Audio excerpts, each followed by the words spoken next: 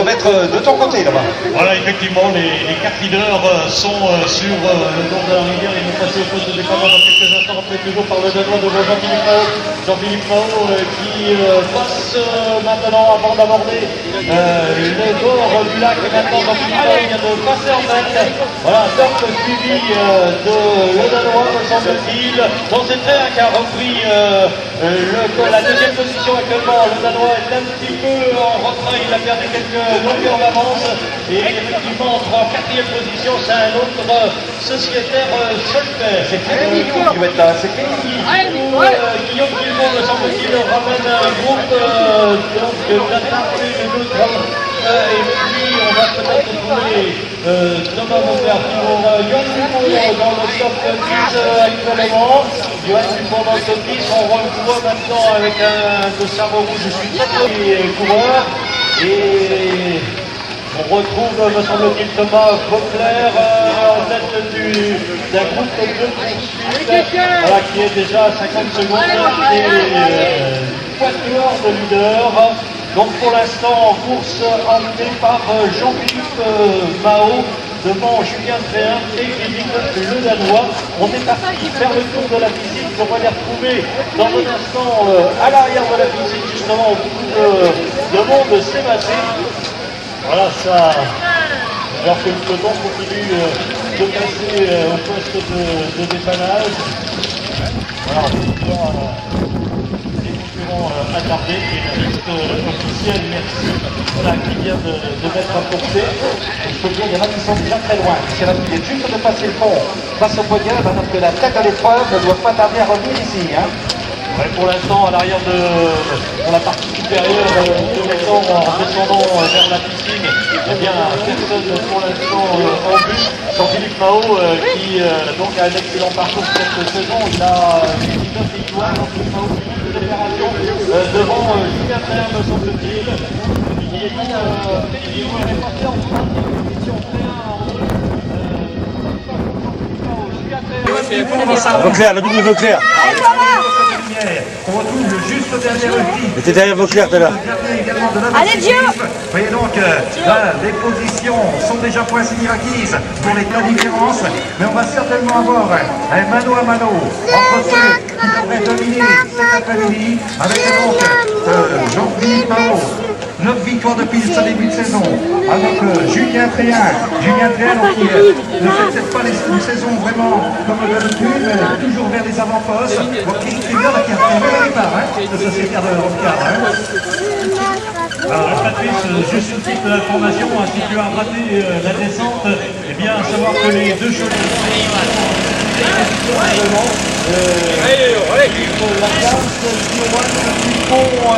lui aussi 100 mètres derrière Guido, et puis un autre c'est Nicolas Cyr qui accompagne Joann Dupont actuellement. Puis derrière, les écarts commencent à être importants. On voit les concurrents encore attardés, alors qu'on va dans quelques instants revoir ce qui se passe. Les Danois, me semble-t-il, ici, qui ramènent le groupe attardé, le Danois qui fait ça avec le groupe,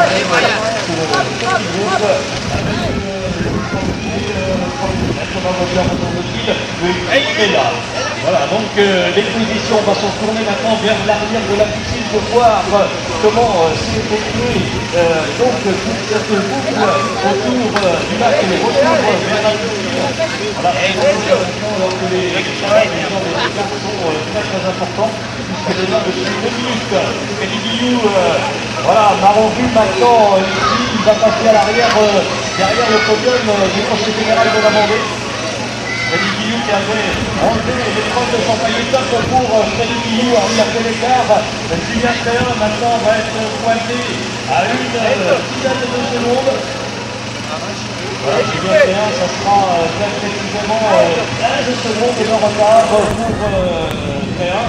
Et puis Jean-Philippe Mao, en mode cool actuellement, hein. Il ne force pas, il est en phase de récupération, il va passer avec un retard déjà d'une trentaine de secondes. Jean-Philippe Mao, une trentaine de secondes, et il y a des portions du circuit qui sont grasses, alors qu'on revient actuellement sur le kilomètre avec l'Innocent 18. Alors que l'homme de tête nous regarde, donc Félix Guillou, un garçon qui a démarré sa seconde équipe de France. Assez bien cette année, Félix Guillou passe devant le podium. Lui, il est vainqueur du Tour de Tournus. C'était sa première victoire de cette année, 2012-2013.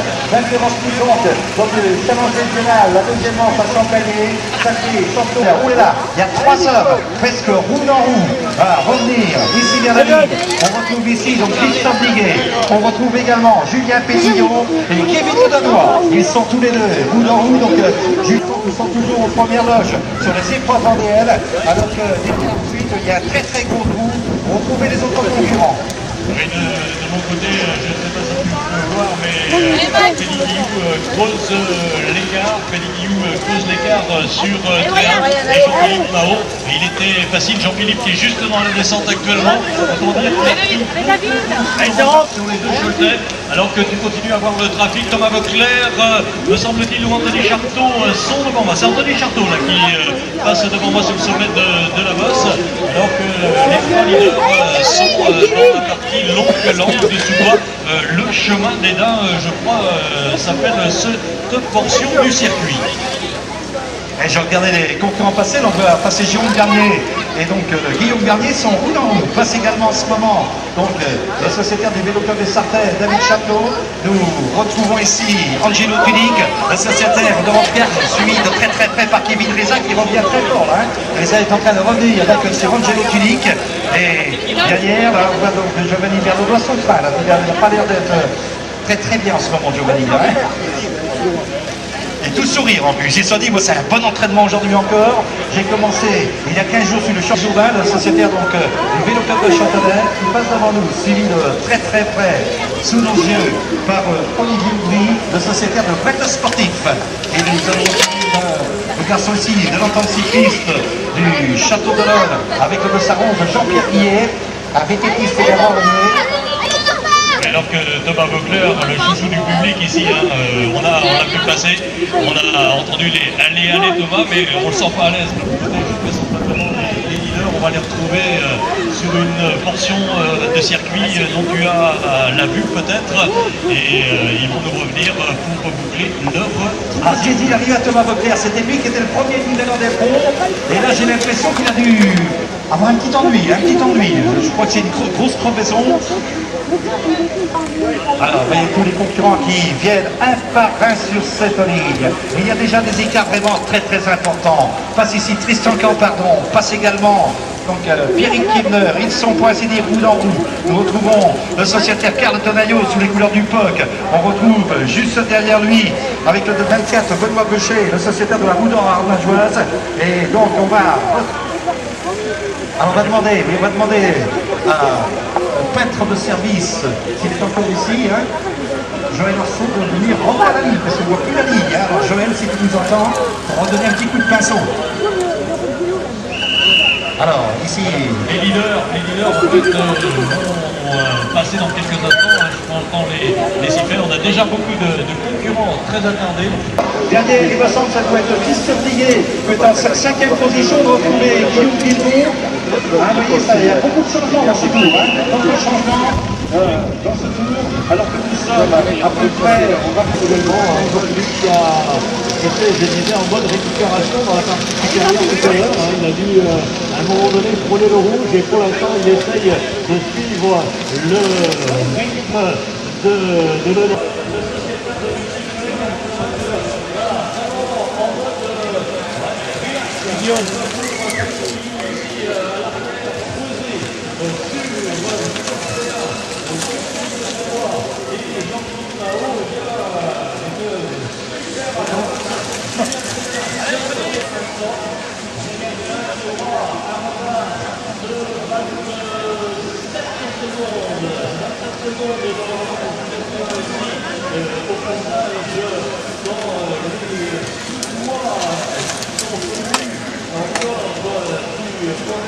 Alors,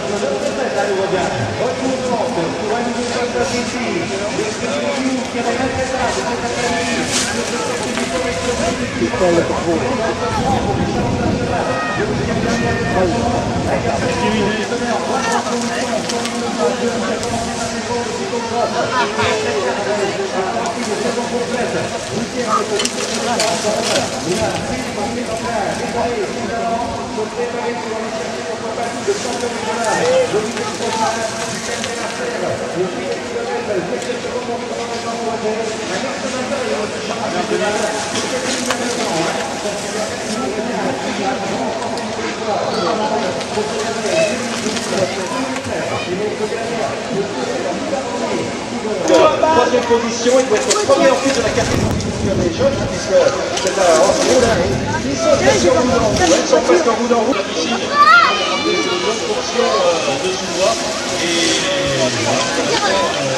les écarts, tels qu'on le voit, toujours délicat ce passage ici, alors qu'on remonte avec des équipements attardés, avec ici le dessin de 35 en l'occurrence David Charpot qui vient de l'extérieur, Kevin Odessa et la droite.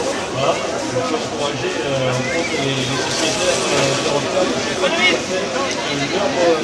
à fait leur Brian Lebon qui est à l'aise, Brian Lebon, le sociétaire des ventes du Prix d'Alloire, le vainqueur des 3 jours de Charbon cette année, mais qui a fait une très très belle saison donc, dans l'équipe de Pélédin du Grand Prix d'Alloire. Nous revoyons ici également Jérôme Garnier, accompagné de. Alors que Guillaume était avec lui, alors Guillaume est devant là, maintenant.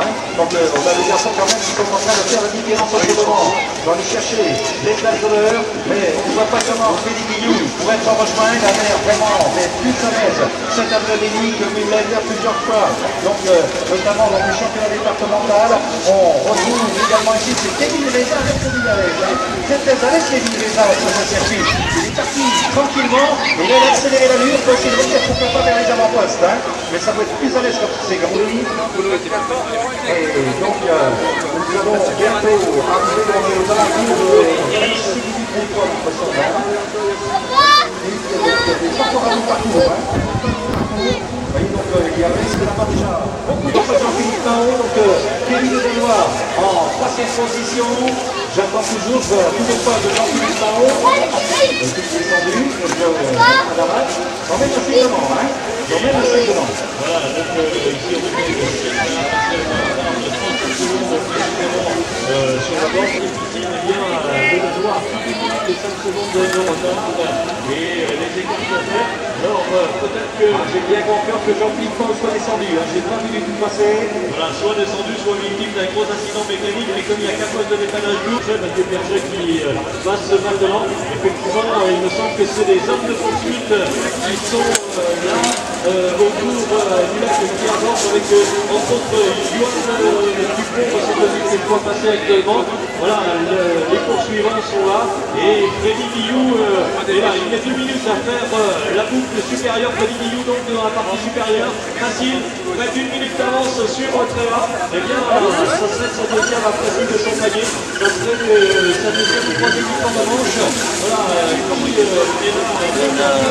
sont les hommes qui sont dans le trafic sociétaire, mais ça c'est pas mal qui vient de passer de voilà. Dans les rues d'un grand et pour l'instant, on sait que Guillou a suivi ici au-dessus du centre maintenant Jules. En attendant le passage ici de Kevin Reza, fait remonter en fin de compte de Guillaume Guilbault, puisqu'il était à la fin, il me semble, la première partie du circuit. Guillaume Guilbault, donc dimanche dernier, n'était pas très à l'aise non plus.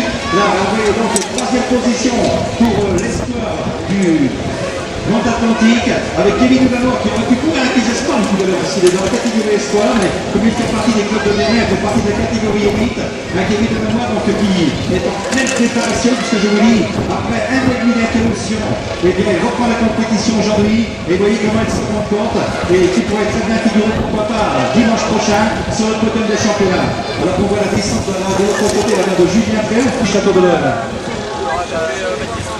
En course indécise pour les places d'honneur, puisque on ne sait pas qui va être le meilleur sur la dernier quart d'heure tout à l'heure, puisqu'on est habitué à faire des 50 minutes d'épreuve. Aujourd'hui, il y a 60 minutes à parcourir, beaucoup donc le faire en tête dans les derniers kilomètres. Guillaume Garnier et Pierre Chamoyot facile actuellement vont boucler leur cours pour montrant là aussi le flot des concurrents attardés et toujours pas de gens. C'est Aurélien Martin.